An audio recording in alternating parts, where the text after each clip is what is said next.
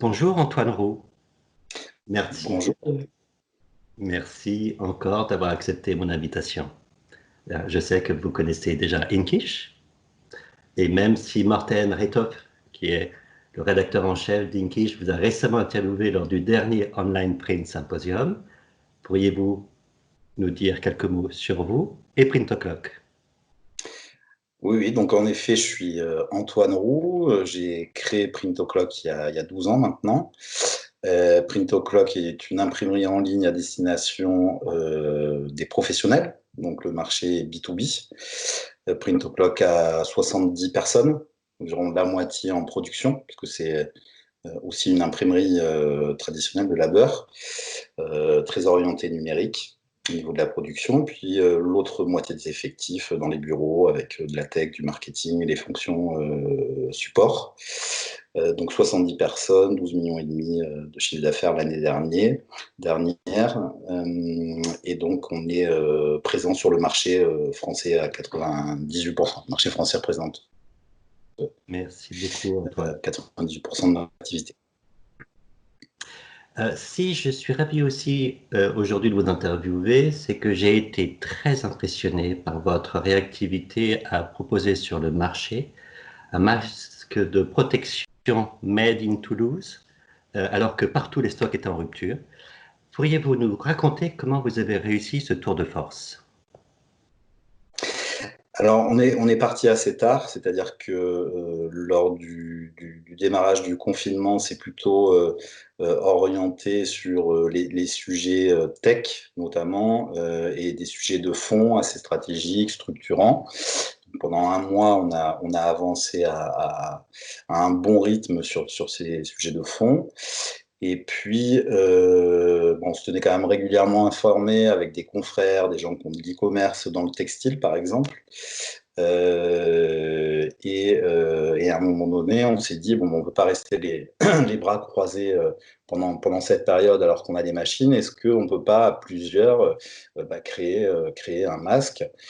Donc on a échangé et puis Print O'Clock, nous on a décidé de partir sur le masque pour enfants. C'est vrai qu'à l'époque c'était assez trouble, on ne savait pas si les enfants étaient vraiment des vecteurs du virus, dans quelle mesure les protéger, etc. Tout ça a été flou comme le reste, on a tous été pris de court. Mais donc on est parti sur cette thématique-là. Et donc là ça a été découverte d'un métier.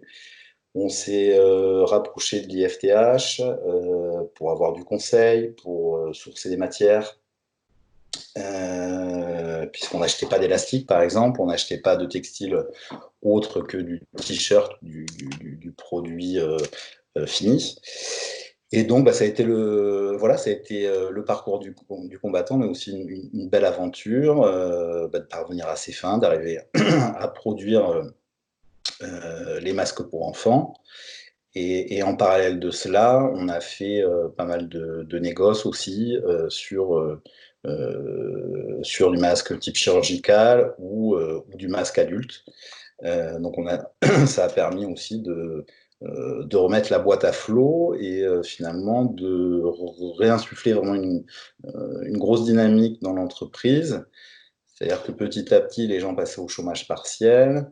Et puis quand on est parti sur cette nouvelle activité, ça a été assez grisant dans le sens où les collaborateurs étaient réactivés. Chaque jour, on réactivait un ou deux collaborateurs parce qu'on avait un certain succès sur ce marché-là, quoi. Oui, bravo en tout cas, ça a été très impressionnant d'agilité, un très bel exemple. Justement, Antoine, en quoi le contexte actuel impacté par cette pandémie du Covid-19 modifie à la fois, un, le comportement de vos clients, de vos revendeurs, mais je voudrais également, deux, sur vos équipes, les méthodes, leurs méthodes de travail, et enfin, trois, sur vos fournisseurs et partenaires. Alors sur la partie client, on va dire qu'il y a des segments qui ont mieux résisté que d'autres. Typiquement, le papier résiste pas trop mal. Ce qui tire plutôt son épingle du jeu, c'est le grand format. le grand format numérique, puisque D'accord. pas mal de commerces, par exemple, ont fait des panneaux, des bâches et des voiles et autres pour annoncer leur réouverture. On a aussi beaucoup produit des protections de bureau, des hygiaphones. Donc ça aussi, c'est dans le département grand format numérique, hein, parce que c'est découpé sur des ondes, c'est de la matière découpée. Et ensuite, il y a la partie objet pub, qui est un plus petit segment chez nous, mais qui résiste moins bien pour l'instant, du coup, parce que c'est vrai que ce sont, je pense, c'est considéré comme des dépenses un peu plus accessoires. Oui. Euh, donc voilà au niveau de ce que consomment nos clients. D'accord. On sent qu'ils sont forcément prudents, hein, comme tout un chacun, je pense, dans cette période et assez en observation. Mais ça a quand même redémarré au mois de juin. D'accord. Euh, Maintenant, au niveau des méthodes de travail, ben, comme toutes les boîtes, on a découvert vraiment le télétravail. Euh, un petit télétravail, et puis on était habitué aussi à travailler avec quelques consultants ou freelance, etc. Mais pas dans ces proportions, évidemment, parce que toute la boîte, sauf l'atelier, est passée en mode télétravail.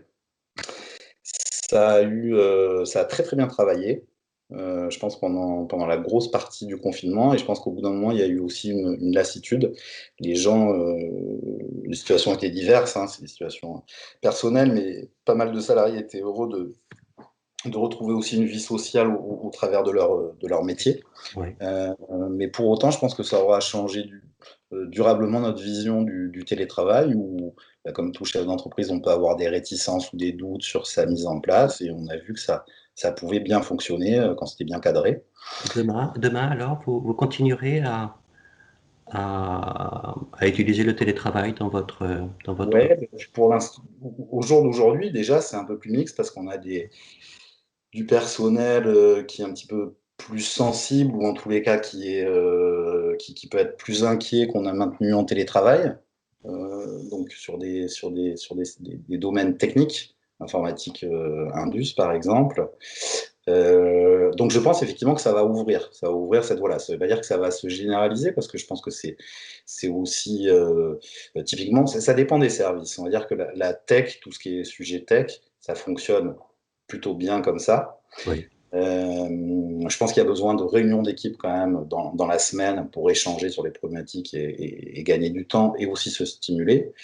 Sur le marketing, par exemple, on a pu constater que c'était plus bloquant, hein, puisque là, il y a quand même un travail d'équipe avec étant un chef de produit, des graphistes, quelqu'un qui fait de l'acquisition. Et si ces gens ne communiquent pas autour d'une table, les sujets avancent moins vite. D'accord. Donc je pense que ça va être un peu du cas par cas, mais en tous les cas, ça a ouvert la voie, et je pense qu'il y a eu un déclic psychologique chez de nombreux patrons, parce que je crois qu'on connaît tous beaucoup de nos amis ou de notre entourage qui a été amené à beaucoup travailler, peut-être à 130% par rapport à leur activité Oui. habituelle. Oui.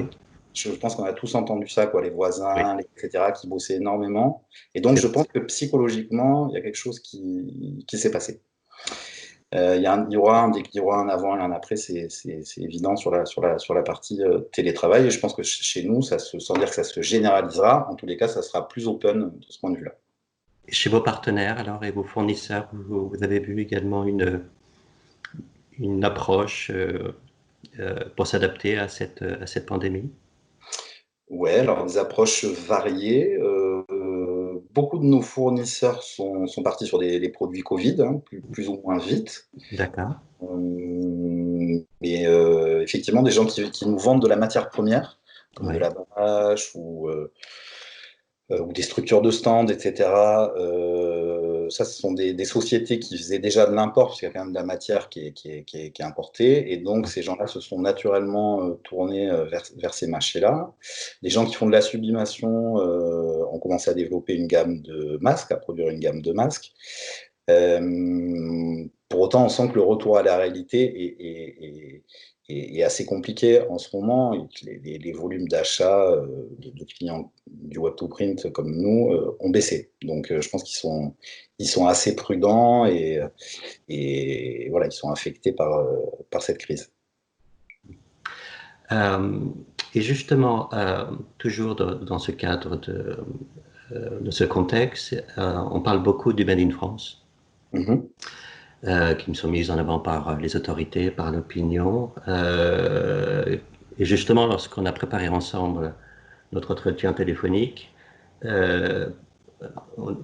cette interview, vous m'avez parlé de votre conviction de favoriser une production en local. Vous pourriez justement un petit peu donner vous votre vision de ce que vous entendez, vous entendez par le Made in France. Est-ce que vous y croyez, convaincu? Est-ce que cette pandémie va la favoriser? Je pense que cette pandémie va la favoriser. D'un point de vue psychologique, je pense que le consommateur est un petit peu plus éduqué, qui a un sentiment aussi un peu patriotique, qui va être un peu réveillé à ce niveau-là, qui a une espèce de solidarité aussi un peu nationale pour que le tissu économique, qui est quand même bien, bien fragilisé, puisse se remodeler plus facilement. Maintenant, on l'a vu sur la crise des masques, pour moi ça a été très symptomatique de la désindustrialisation française. On a été ultra touché aussi parce qu'on n'est plus une terre de production. Donc il faut rester aussi réaliste et se dire qu'on est aujourd'hui très pauvre en matière industrielle en France, à part sur quelques secteurs dans lesquels on a des fleurons industriels, mais on n'a plus une terre vraiment industrielle. Je pense que les gouvernements vont être amenés à voter des mesures pour une réindustrialisation, parce qu'il en va aussi de notre santé publique, on l'a vu, de manière à ce qu'on puisse reproduire. Sincèrement, l'exemple des masques a été vraiment symptomatique, parce que moi j'ai quand même bien creusé ce sujet-là pendant le confinement. Et c'est vrai qu'il y a eu plein de très très belles initiatives locales, avec des boîtes qui produisaient, etc. Mais le gros des volumes, vous le savez bien, est venu de l'étranger. Qui produisait en volume, évidemment l'Asie, mais le Portugal, hein, qui a une culture autour du textile plus forte, etc. Et en France, c'était quand même de l'épicerie, il faut bien dire ce qui est, à part quelques boîtes, mais beaucoup externaliser leur production. C'est vrai que c'est difficile aujourd'hui de produire en France. Donc, le Made in France, il va y avoir un côté affect, si vous voulez, et donc le consommateur va être sensible à ça. Pour autant, il faut qu'il y ait une réponse derrière. Si on voit un produit 2 fois plus cher ou qu'il est moins bon, ça sera un coup d'épée dans l'eau. Donc, tout dépendra je pense, des mesures d'accompagnement. On le voit bien, hein, les imprimeurs ne roulent pas sur l'or aujourd'hui. Voilà, les industriels qui produisent, quel que soit leur métier, n'ont pas des comptes de résultats très brillants. Donc, tout dépendra de ce qui sera fait d'un point de vue politique, pour que ça perdure. Pour que ça puisse être une réalité. Merci Antoine. Justement, j'aurais voulu rebondir sur, alors, quels sont d'après vous, aujourd'hui, quels sont et quels seront les critères de succès d'aujourd'hui et de demain, indispensables pour réussir justement dans l'imprimerie en ligne, en l'occurrence dans le web-to-print. Et sont-ils et seront-ils différents depuis ces 5 et 3 dernières années? Alors pour moi, le facteur numéro 1, ça sera la technologie. Ça l'était dans une certaine mesure. Déjà, on a vu le succès des groupes qui avaient investi lourdement en technologie et en marketing, hein, qui sont des multinationales, si on pense aux leaders, ou de très grosses PME, si on pense à certains acteurs européens. Donc je pense que la technologie est le point central à maîtriser pour essayer de prendre des parts de marché Effectivement, nous, on a redéveloppé toute notre infrastructure tech l'année dernière. On a lancé notre nouveau site 2019 en 2019 avec des nouvelles technos et avec une architecture ouverte pour pouvoir s'interfacer avec des systèmes tiers. Je pense que ça, c'est assez clé pour les acteurs du Web2Print, mais c'est un petit peu une lapalissade puisque tout le monde l'a bien compris. D'accord. Nous, c'est vrai qu'on a mis en place une bonne architecture, une API qui permet en fait à des tiers, donc typiquement un imprimeur ou une agence de com qui vend déjà du print, d'élargir son catalogue facilement et de passer de manière transparente des commandes chez nous. Tout en ayant la liberté de choisir quelle commande il envoie chez nous. Voilà, on n'est pas dans un système fermé, on laisse le client faire sa vie et décider de quel produit il va nous confier.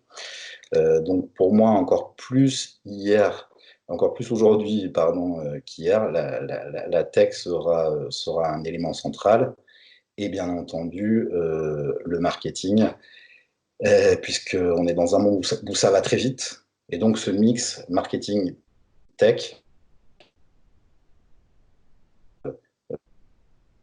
puisqu'aujourd'hui, globalement, au niveau des parcs, il y a moins de différences notables qu'il y a certaines années. Le numérique a pris de l'avance, a rattrapé son retard en termes de qualité, etc., par rapport à de l'offset pour du papier. Donc, je veux dire, les parcs machines sont plus homogènes. Ouais. Euh, La différenciation se fera surtout via ces technologies, cette connexion API. Ouais. et le service et la manière de s'adresser à l'utilisateur, au client. J'étais donc très intéressé par votre partenariat avec l'éditeur de logiciels d'impression en ligne avec Alliant. Vous pouvez m'en dire un petit peu plus? Ouais. Alliant, c'est une solution, on a été le premier client français de mémoire à utiliser une de leurs briques, qui est un moteur de personnalisation de flyers, etc., de produits imprimés. Au-dessus de ce moteur de personnalisation, leur métier premier, c'est de vendre des systèmes Web2Print, essentiellement à des imprimeurs qui veulent passer sur le web. Étant donné qu'on avait notre API qui était bien conçue, up-to-date, on a proposé à Alliant de s'interfacer avec cette API, de manière à ce que dans Presero, qui est l'outil Web2Print d'Alliant, un imprimeur puisse justement élargir très facilement son catalogue sans avoir toute la problématique de la création de produits, des fiches produits et du pricing.